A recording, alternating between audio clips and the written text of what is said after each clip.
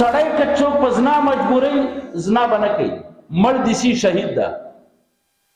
خو که ښځه مجبوره سوله په زنا باندې چې ماسته ښځه په خپله چا سره واده کول غواړي، د تا عنعنات یې نه مني، د تا وقار یې نه مني، د تا دستور یې نه مني، خو د رسول الله قانون یې مني.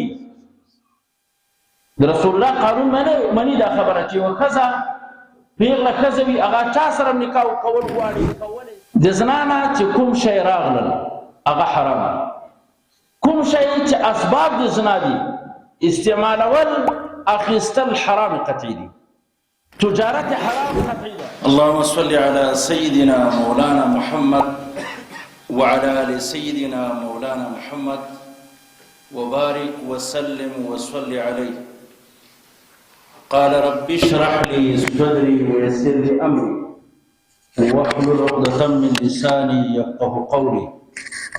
سبحانك لا علم لنا إلا ما علمتنا إنك أنت العليم الحكيم.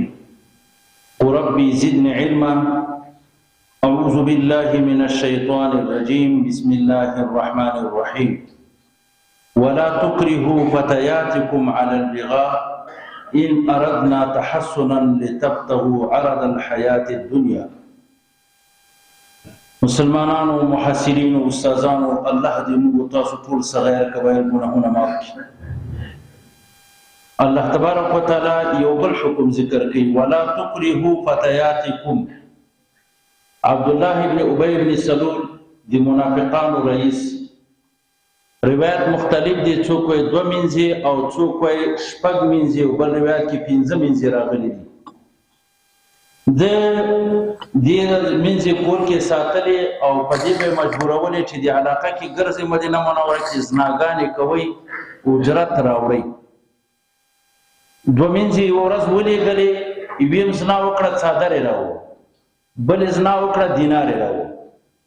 په ماسپښین کې بیا مجبورولې چې تاسو لاړ شئ نور اجرتونه او عوض او معاوضې مالی راوړئ او زناګانې کوئ. دې 2 منځو ورته وویلې چې موږ دې په خدای قسم یې چې موږ به بیا زنا نه کوو. اسلام راغلی ده، اسلام موږ له زنا نه منې کړي یو، موږ زناګانې نه کوو. ښه او سیده راغلی رسول الله صلی الله علیه وسلم ته یې دا شکوه وکړله چې یا رسول الله، عبدالله بن ابی بن سلول رئیس المنافق دا موږ مجبوري او موږ انکار کوو د زنا نه. الله تبارک وتعالی دا آیتونه نازل کړل، ولا تکرهوا فتياتکم، تاسو مه مجبوروئ فتياتکم خپلې مینځې علی البغاء په زنا، ان اردنا تحسنا، که اراده لري دا مینځې تحسنا تعففا د پاک دمنۍ اراده لري، لتبتغوا چې تاسو طلب کوئ عرض الحیات الدنیا، هغه مال او متاع د ژوند د دنیا. الله وایي ومن یکرههن، چا چې مجبور کړي دا ښځې په زنا باندې، فإن الله، خدای پاک چې ده، من بعد اکراههن، وروسته د مجبورۍ د دوی نه غفور رحیم، غفور هم ده او رحیم هم ده. یعنی لا وزر علی المکروهات، په دغه مینځو باندې ګناه نشته ده، ګناه به په دې سړي باندې وي چې مکره موږ ورته وایو. دې ځای کې لږ پاتې کېدل غواړم. قرآن وایي ولا تکرهوا، اکراه الزام الفعل على الغير بغیر رضائه. اکراه دې ته ویل کېږي چې په چا باندې فعل لازم کې خو د ده رضایت پکې نه وي. موږ په دا کتابونو کې اکراه 2 قسمه لرو، یو اکراه ملجئه لرو، یو اکراه غیر ملجئه. زه به په ساده الفاظو داسې وایم، اکراه ملجئ دې ته وایي مسترعي، دا چې سړی مجبورېږي. مثلا یوه عضوه یا سړی مړ کېږي، وایي زنا به کوې، یا دې مړه کوم او یا درنه لاس کاټ کوم، یا دې دومره وهي چې مبزي کېږي مرګ ته، یا دې داسې کار در سره کوي چې یو ګوته دې پلش کېږي، سترګه دې پکې ختمېږي، لاس دې ختمېږي یا مړ کېږي. دا اکراه ملجئه ده. اکراه غیر ملجئه چې عضو نه ختمېږي او بدن ته نور تکلیف مرګ نه رسېږي، دا اکراه غیر ملجئه ده. 2-3 څپړاخې دې وهي یا دې جیل ته اچوي، نو دا اکراه ملجئ نه ده، دا زور مجبوري زور نه ده، دا د خلک برداشت کړي.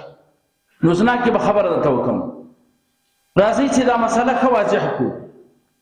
یو سړی ته چا ویلې چې مړ کوم دي، زه به دا یو ټکی وایم چې تاسو ښه پرې پوه شئ، شراب به چښئ. یا یو سړی مړ کېږي چې شراب ونه چښي، اوبه سته نه، څه وکړي؟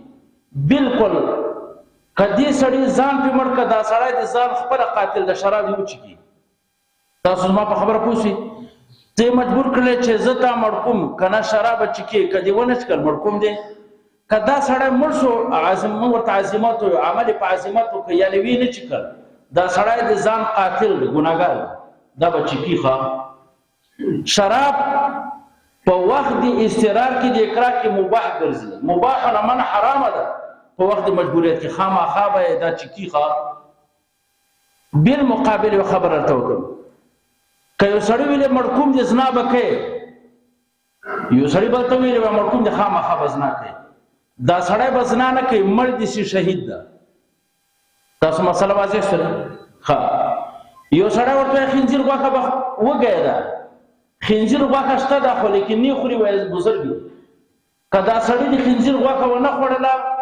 مړ شو دا سړی د خپل ځان قاتل ده یا چا ورته چې خنزیر غوښه بخوري مړکوم دی وی نه خوړله مړ شو دا سړی د ځان قاتل ده په کار دی وی خوري ان شاء الله په پوښي او قبل مقابل یو سړی ورته ویلې چې دا سړی به ته مړکې کته نه مړکې تا مړکوما د ځان په مړ کې ابل دې نه مړکې ښا او کله مړ شو دا شهید ده دې ماس کې فرق ده ګوره په وخت دی ضرورت کې شراب او مردار چې هر شی وي ښا خنزیر غوښه وي سپی وي شراب وي هر شی چې وي دا په وخت د اکراه کې کدابل تعبیر کې په وخت د مجبوریت کې دې نه نور ساده پښتو ماته راځي نه دا مباح ګرځي ښا یا علاوه یو بل خبر ورته کوم ویاله کدا د پردي سړي مال به هلاکو راځه دا دکان کې غلا کو په خدای چې غلا نه را سره کوي کنه شریکي کې نه غلا کې زنه مرکو ښا دا سړی د غلا وکي ولی الته کې مونږ جبیره لرو بیرته ښا بیا دې عوض ورکی کنه سړی ته ځان دې نه په مړکی ښا ما په خبره پوښوي خو کده ته ویل چې پلاني قتل کې برا سره شریکيږي زنا کې برا سره شریکيږي کنه تا مړکو نه به قتل کې شریکيږي مسلمان او نه بزنا کې ان شاء الله په دې مسله واضح شوي تاسو ما سره یو خبره پاتې شو چې ولی ګوره شراب یا مرداري په وخت دی مجبوریت کې دا مباح ګرځي او په مباح څوک ځان مړکی ښا وکدا کارو کې شراب مچکا او خنزیر غوښه مخرج مشکل نه راځي په وخت مجبوری کې یا وګه یا تګه مړکیږي چې خنزیر غوښه ونه خوري شراب ونه چکي مړکیږي وی خوره کمل سره ودی نه خوره ته قاتل د خپل ځان ښا خو زنا کې د څه نشي کېدلی کوي چې سړی ته مجبور کړل چې زنا وکړي نه ځان په مړکا لاس دې درنه کاټ کې ځان په مړکا خو زنا وکړي ځکه چې دلته کې د یو انسان عزت ختمول دلته د امر سره صحیح کېږي نه او نه د زنا په یو وخت کې مباح کېږي ګوره په وخت د مجبوري کې شراب مباح سي رواسي او زنا په یو وخت د اوقات کې نه مباح کېږي چې عمل په عزمت ولګي رخصت سره شته نه لري کې د انسان وینا دا په یو وخت مسلمان وي کنه یو وخت د اوقات کې وینا مباح کېږي نه نو چې مباح کېږي نه د حرام ده نو چې حرام سره کتا چې مجبور کړلې په قتل باندې قتل باندې کې ځان په مړ کړه ته کومر سولې ته شهید ښه ان شاء الله په پوښتنه دا زنا چون کې د مون خبره په زنا کې د زنا کې لږ پات کېدل غواړم سړی که څوک په زنا مجبورې زنا باندې کوي مړ دي سي شهید ده خو که ښځه مجبوره سوله په زنا باندې چې ما سره به زنا کوي دا ښځه زنا کولی سي تاسو د مسلې ته خو ان شاء الله پوهیږئ که ښځه مجبوره سوه په زنا چې مړه کوم دي ما سره به نعوذ بالله من زنا کوي ښځه د زنا وکړي مرد ته د ځان نه ورکوي دې وخت کې ځکه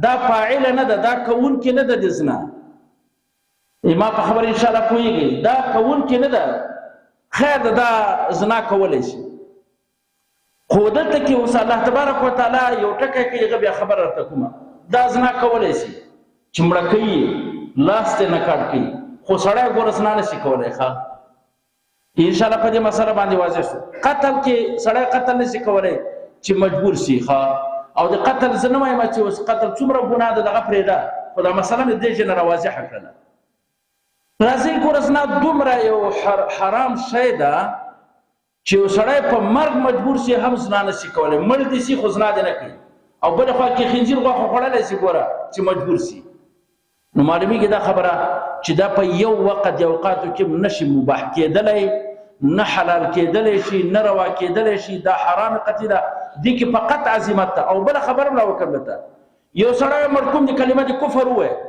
موږ شریعت ورته وایي چې کلمه د کفر دی دی ووایي هو قلبه مطمئن بالایمان زړه کې به ایمان وي په زه به د کلمه د کفر ووایي زما په خبره پوه شي که چا مجبور کوو کلمه د کفر هم ویلی شي خو که په زنا مجبور کوو زنا نشي کولی دا دومره مهم فعل ده. اوس اکراه په زنا باندې د دواړه طرفه حرام قطعي ده. ښځه چې مجبوریږي په زنا هم حرام ده سړی مجبوریږي هم په زنا حرام ده خو لږ فرق نه ذکر که پکې دغسې زنا خو یو حرام فعل ده په یو د اوقاتو کې نه حلالیږي. کوم شی چې زنا نه حاصل سي اوس زنا خو وکړله چا وکړله اجرت راغی حلال ده که نه واورئ ګوره دا د اصول یو قاعده دا ده چې هره وسیله د حرام و حرام وي وسیله الحرام څنګه وي حرام وي چې زنا باندې کوم شی حاصل کړلی سو هغه حرام که مال راغی که دولت راغی هغه حرام. دلته قرآن پاک ډېر ښه ټکې استعمال کړی ده عرض یې ورته ویلی عرض وجود نه لري تاسو جوهر و عرض ویه دلته عرض الله استعمال کړی ده نو دا شی حرام ده. کوم شی چې وسیله د حرام وګرځي هغه څنګه وي حرام وي. که یو سړی په قتل کې چاته توپک برابروي دا هم حرام ده. پیسې اخیستل په مقابله کې څرنګه دي حرام ده. رشوت ورکول دې ته ویل کېږي چې باطل حق باطلی دغه رشوت اخیستل هم حرام دي ځکه دا وسیله د حرامو ده.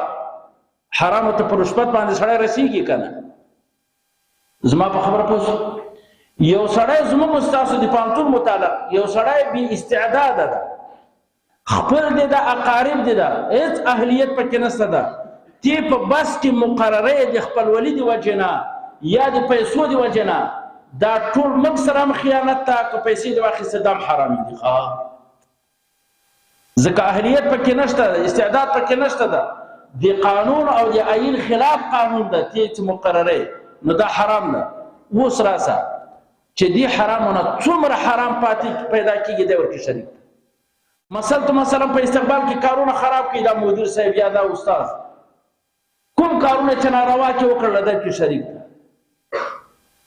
وسیله د حرام او حرام وي هر چیرته. نو قرآن پاک وایي ولا تکرهو تاسو مه مجبوروئ فتیاتکم خپلې مینځې علی البغا په زنا باندې مه مجبوروئ. دلته کې یوه ترجمه بله هم مفسرین کوي علاوه ولا تکرهو تاسو مه مجبوروئ فتیاتکم مینځې بعضې داسې ترجمه کړې ده ولا تکرهو تاسو مه منع کوئ ښځې خپلې دا فتیاتکم ښځې خپلې مه منع کوئ د نکاح نه. یوه پیغله شادي شده جنۍ ده هغه واده کول غواړي پلار زوی نه ورکوي قرآن ورته وایي چې نه دا به نه منې کوي موږ دومره ښه ازادي لرو. وجه دا ده چې دا خپله ته مجبور یې په زنا که نه زما په خبره پوه شوې الله ویلي ولا تکرهو فتیاتکم ښځې مه منع کوئ د نکاحګانو نه ولې دا خو وایي علی البغا په زنا باندې ولې چې دې منع کړې دا مجبوره سوله زنا به کوي نو دا داسې سوله که تی چې منع کوي ولې د مشروع او امر معروف کار نه منع کوي. دلته ښځه په خپله چا سره واده کول غواړي د تا عنعنات نه مني د تا وقار نه مني د تا دستور نه مني خو د رسول الله قانون مني د رسول الله قانون مني دا خبره چې یوه ښځه پیغله ښځه وي هغه چا سره نکاح کول غواړي کولی سي ته به یې نه منع کوې ولې که تی منع کړې دا مجبوره سوله په زنا باندې نو په زنا به یې نه مجبوروې. که دې ښځې زنا وکړله او چا منع کړې وي وایه دا چې څوک یې منع کوي دا ورسره شریک ده ځکه وسیله د حرامو څنګه وي حرامه وي. الله وایي ولا تکرهو فتیاتکم تاسو مه مجبوروئ خپلې میندې او خپلې ښځې علی البغا په زنا باندې ان اردنا تحصنا. دلته الله یو ټکی کړی ان اردنا که دا ښځې اراده د پاک دمنۍ لري تاسو یې مه مجبوروئ. د عبارت نه داسې معلومیږي د قرآن که ښځه په خپله اراده د عفت او د پاک دمنۍ نه لري نو بیا به زنا کوی سي نه. دا الله تعالی د توبیخ دپاره وویلې د سړیو ته پښتو کې داسې مثال راځي شرمېږئ نه ښځه سره د قمقلۍ نه او سره د لذت شهوت نه شهوت او خپله ښځه حاصلوي او قمقلم د هغه ځان منع کوي د زناو نه. سړی ته خو عقل هم ډېر لري، شهوت هم نشته د تا سره، شهوت هم تا نه پوره کېږي، نو ته ډېر احمق یې ښه چې ته بیا هم دا ښځې په زنا مجبورې. سره د دې نه چې ښځه قمقله هم ده، هغه اراده د پاک دمنۍ کوي او ته پرې ناروا کارونه کوي، نو ته ډېر قمقل یې، ډېر احمق سړی یې. دغه معنا یې ده ښه چې ښځې سره د قمقلۍ نه دا عفت غواړي، پاک دمنۍ غواړي. تاسې ولې زه دنیاوالو ته داسې وایم چې موږ ته قرآن پاک عجیبه نکته ښودلې دي، ان اردنا تحصنا. زموږ ټولې پیغلې او ځوانې او زړې ټول دا وایي چې موږ په عفت کې زندګي تېره کړو. سړي به هم دا وایي چې موږ په عفت او په عزت کې وخت تېره کړو. نو موږ دا نسو مجبورولی چې دا به خامخا بهر بربنډه ګرځي، ولې دا د انسان عقل نه ایجابوي. تاسو خو خره یاستئ، رب العالمین وایي کالانعام بل هم اضل، خرونه بدتر دي.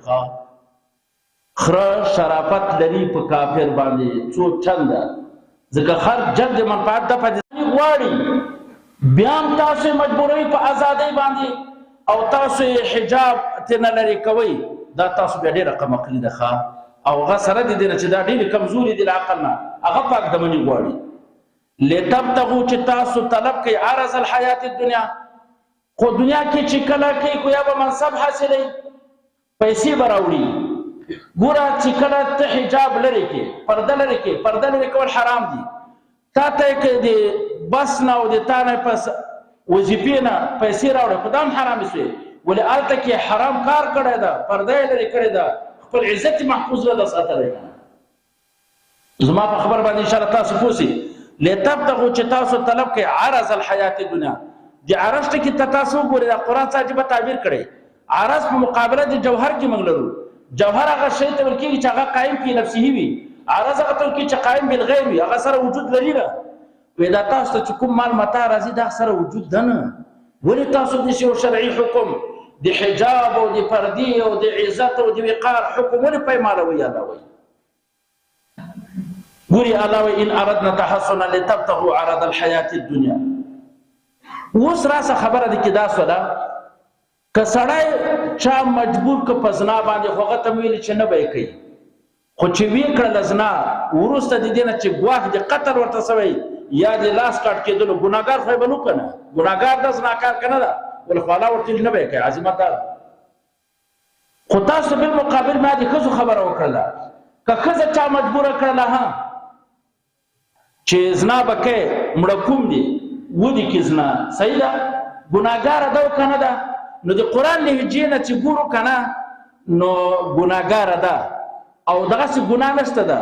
ومن یکرههن، الله وایي چا چې مجبورې کړي دا ښځې په زنا باندې، فإن الله من بعد اکراههن، الله وروسته د زور د مجبورۍ د دوی نه غفور رحیم. نو چې غفور ټکی الله لګوي که نه معلومېږي دا چې دې ته هم ګناه شته ښه، خو نه ګناه نشته ورکې ښه. تاسو به داسې ما باندې ویلی سئ چې ښځه مجبوره شوه په زنا باندې، دې ښځې ته زنا نشته ده، ګناه نشته ده. دلته تمام مفسرین داسې لیکي ولا وزر علی المکروهات بل الوزر علی المکره ده. وزر په دې ښځه نشته ده چې چا مجبوره کړې ده، وزر په دغه مکره باندې ده چې دا چا مجبوره کړې، ګناه په ټوله په دغه ده. نو بیا د الله ولې غفور ټکی ذکر کوي؟ غفور خو مغفرت سب کې ګناه غواړي. واورئ دا ښځه په ابتلا کې ده که نه ده؟ په ابتلا کې پوښتنه کوم، امتحان کې نه ده، په ابتلا کې خو ده که نه؟ او عقل مصروف ده که ستا؟ عقل شته. نو خطاب الله چې ورته وایي لا تقربوا الزنا، زنا به نه کوئ، دا په دغه امر باندې مکلفه ده چې زنا به نه کوي. اوس دته شریعت جواز ورکړه چې زه وکړه زنا، ته هم مړه کېږې، خو له دې خطاب نه خو دا فارغه نه ده که نه، ابتلا پرې راغلې ده. امتحان کې دې به هم صبر کړی، خیر د ځان دې مړ کړی وای، خو لیکن زنا دې نه کولی. نو الله وایي زه سره د عقل نه دې داسې قبیح کار وکړه، نو ځه فإن الله غفور رحیم، الله به درته مغفرت وکړي. د زنا نه چې کوم شی راغلل هغه حرام، کوم شی چې اسباب د زنا دي استعمالول اخیستل حرام قطعي دي، تجارت حرام قطعي ده. ځکه دا ان الذين يحبون ان تشيع الفاحشه، کوم خلق چې اسباب د زنا راوړي او اسباب د زنا خپري دا اجرت حرام ده، لکه ګانې بجانې یا دا لغړ فلمونه تصویرونه دې مقابله کې پیسې اخیستل، دا کار کول دا د فاحشې خپرول دي، اجرت حرام ده. دفتر کې ورسره کار کول حرام دي. دغه خلکو سره چې دا د زموږ په پیږي چې زنا ته لمن وهي، زنا عام کوي، اسباب د زنا میسر کوي، اسانۍ اخلي راوړي خرڅي، دا ټول حرام قطعي دي. او دا خلک په زنا کې شریک دي، ځکه وسیله الحرام الى الحرام حرام، وسیله د حرام و حرام ده، دا حرام دي. فإن الله دا وزا سيد من بعد إكراهنا غفور رحيم.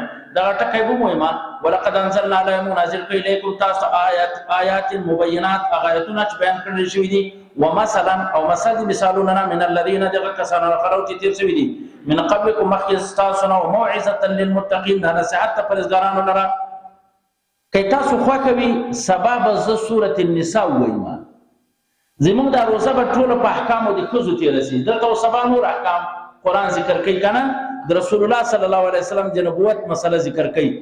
دا به پرېږدو، راځي سورة نساء کې چند احکام دي د ښځو، کېدای شي تر رمضان تر اخره پورې هغه د سورة نساء هغه د ښځو احکام هم دي، او لویه مسله کې د میراث هم ده، ځکه چې دغه میراث به هم کې وچړل شي. د سورة نساء احکام د ښځو باقي پاتې دي، لږ به نور هم ډېر احکامات ته راځي، هغه به مو وایو.